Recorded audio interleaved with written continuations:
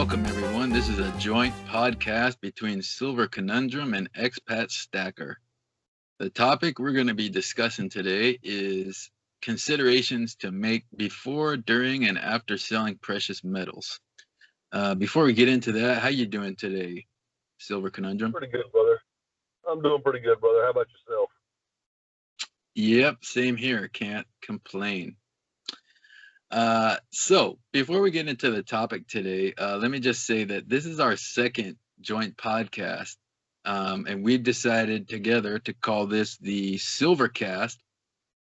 And if you haven't checked out our first episode on becoming your own bank, check it out. It has 3 parts.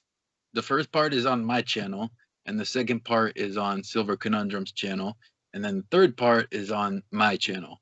And just to clear it up, if there's any confusion, because there were a few people who seemed like they didn't really understand how we were doing this, that's how we're going to be doing this for the foreseeable future. Each week or so, we'll try to do it each week, but, you know, sometimes there's technical difficulties and stuff like last time.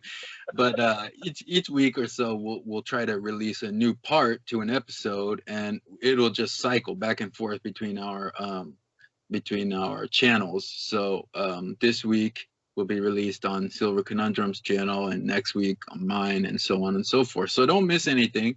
Go ahead and subscribe to both channels, and let us know what you think. Let us know if you have any ideas for topics for shows that you'd like us to cover, or if you're interested in being on the show. And also, please note the disclaimer that Expat Stacker and Silver Conundrum are not financial advisors or experts. Investing is risky and comes with the chance that you could lose money. So talk to a licensed professional before making any decisions about what to do with your money. This video and all of the contents on our channels is for entertainment and educational purposes only and should not be taken as financial advice.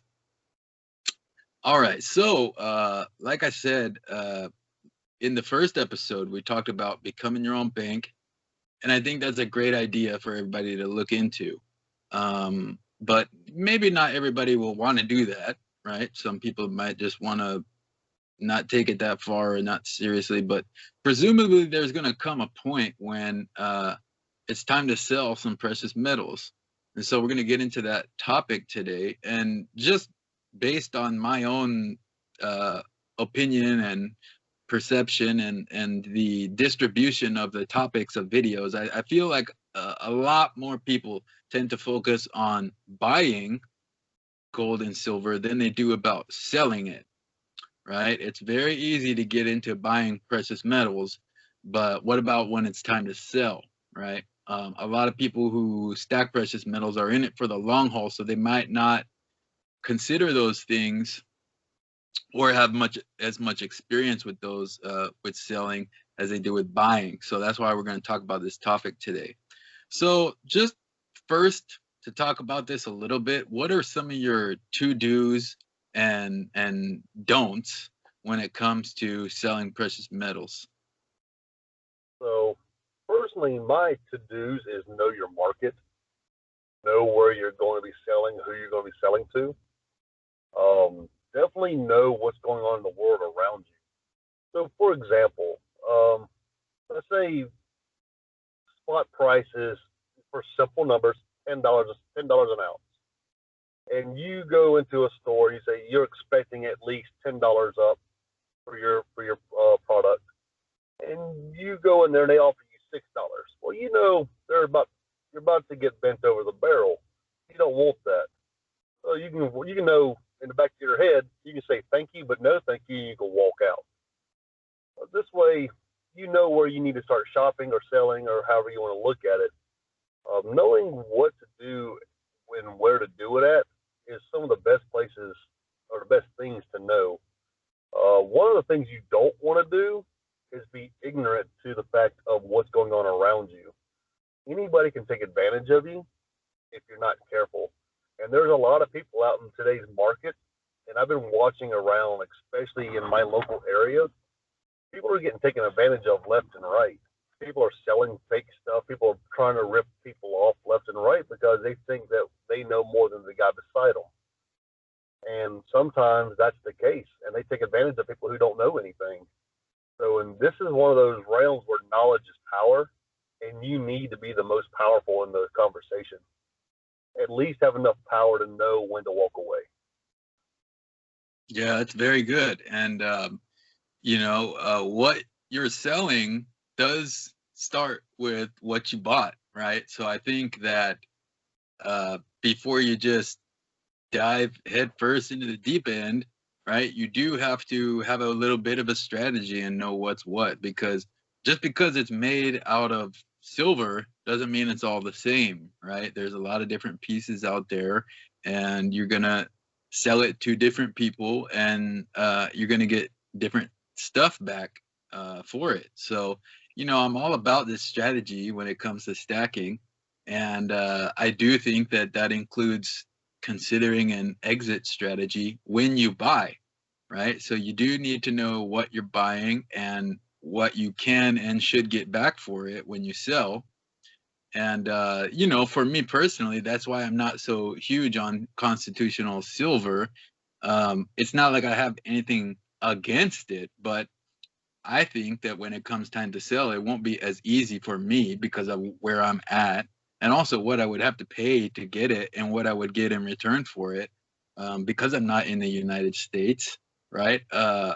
It's a little bit more of like a novelty item and stuff out here. I could get it, right? But it would cost me considerable more, and also, it's just not right for me. So it's like you said, knowing about your market, right? So don't just buy stuff Exactly. because it's on YouTube and everybody talks about it, and it's like it looks cool and it might be exciting, because it might not be the right thing for you, because pretty much just about everybody who's in the United States stacks constitutional, right? And they're always like showing it off and talking about it and stuff. And like, if I were to, like I said, I could get it out here if I wanted to, but what would be the value of that when it comes time to sell, unless I hold it for a really super long time, which I plan to. But I feel like it's better for me to acquire different things, which would give me more bang for my buck, so to speak. So definitely agree with that. Do you have any other do's and don'ts? I would, yes, I do. So another don't is don't stack collector's pieces. If you, how do I put this? So we all know there's numismatic and semi-numismatic, and then there's bullion. If you're going to stack and you're going to be parting with your stack later in life, there's a few things you want to look at as far as how does it go about things. If you're going to be stacking, let's say, a numismatic, like collector's coins, like you've seen or some of the videos I've done, I have a lot of collector's pieces. So those pieces I might have spent 30, 40 bucks on, 50 bucks on or up.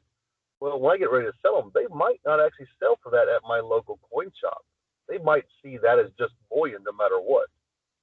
So when you get ready to sell things like that, you need to realize your local coin shop might only just see that as bullion. So you need to know what to stack for your area.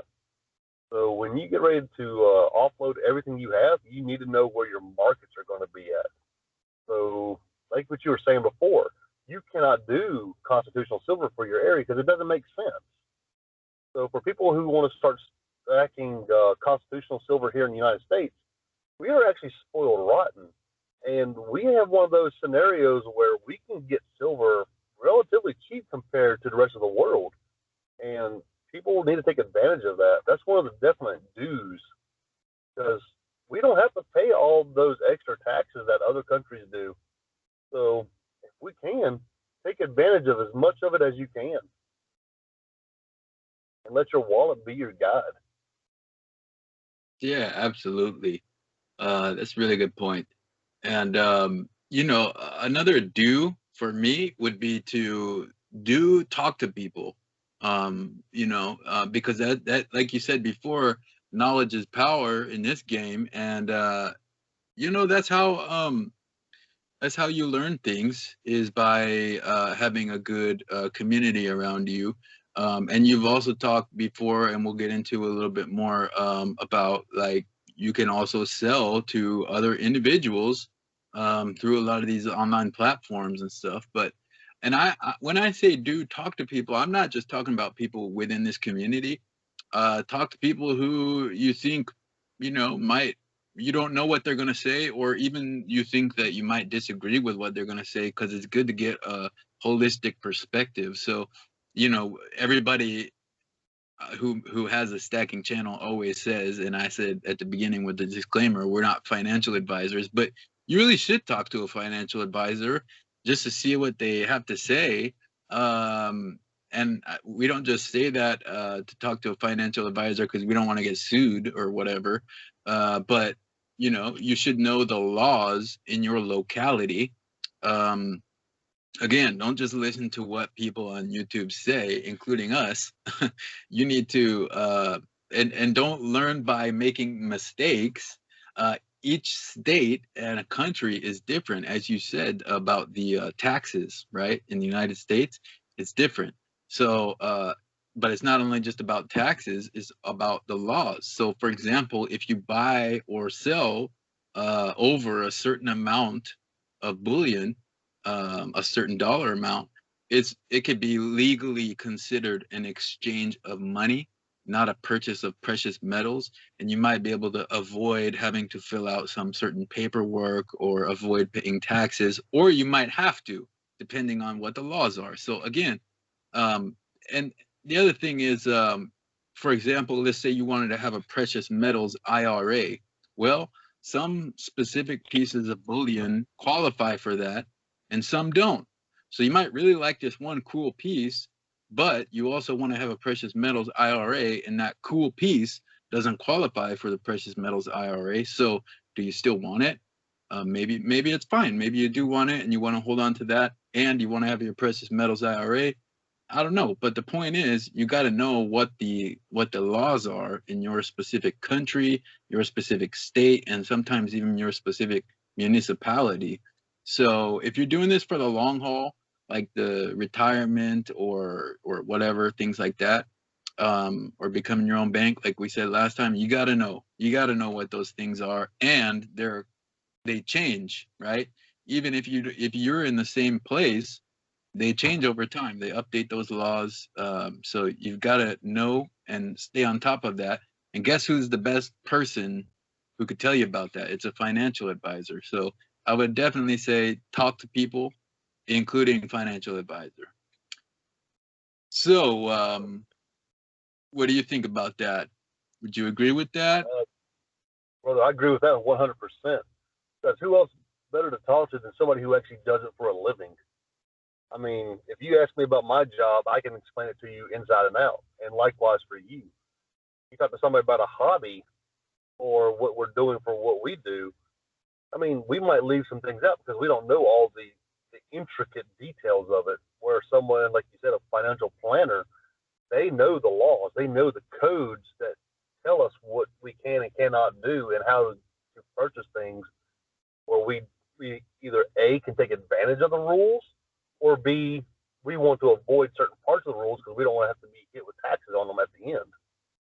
So yeah, absolutely. Financial advisors or anybody in that category is the best way to go.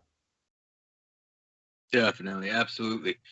So do you have any other do's and don'ts for people? No, that's pretty much everything in a nutshell. I think you hit the bulk of what I missed. Yeah, I mean, I actually have just one more, which would be to do like dry runs, right? I think it was oh man, Shadow Stack.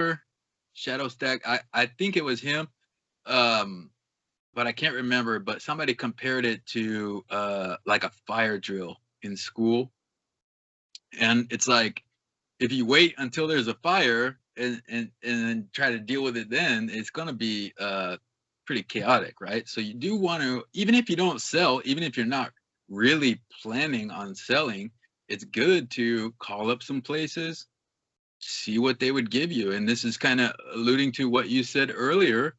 If you have this, numismatic piece that only 200 minted or whatever, and you think it's worth whatever certain amount, maybe your local coin shop is not going to give you what you expect for it. So you want to know that in advance, right? So I've seen, for example, a Star Trek silver statue, right? And it's only a couple of ounces, but it's really expensive, right? But I bet you if you take that to a coin shop, they're gonna be like, give you a spot for it or under spot, right? Even though it's super expensive. You know why? Because you're not supposed to sell it to the local coin shop. You're supposed to sell it to a Star Trek fan, and they have all types of bullions like that, right?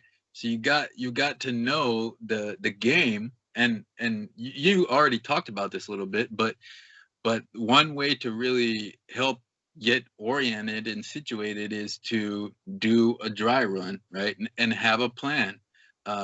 We talked about this a little bit in the first episode as well, having price points that you would sell at.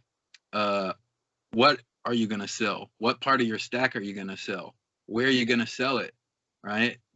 Don't just go with your gut and, shoot from the hip and just take whatever you bought and take it back to the same place you bought it from and take the first deal you can get. You shop around when you buy your silver, so sell around when it's time to sell to find the best deals. I gave the example of the Star Trek statue thing, and that's pretty easy to understand, but some other pieces are kind of in a gray area, right? And you might not know where the market is. So doing dry runs and trying to communicate and see what you can get back before you sell is absolutely something I would say that you need to do. 100% agree, brother. Couldn't have said it better myself. All right, great. So that's going to do it for part 1 of episode 2 of the Silvercast. I hope you guys enjoyed this discussion. Let us know what you think about our lists of kind of do's and don'ts when it comes to selling. Let us know if you think there's anything that we missed, and any feedback on the points that we gave, or feel free to expand on anything we said as well. Appreciate you guys listening. Like the video, subscribe to both of our channels, and stay tuned for part 2 of episode 2 of the Silvercast. See you later, everybody. Later, guys.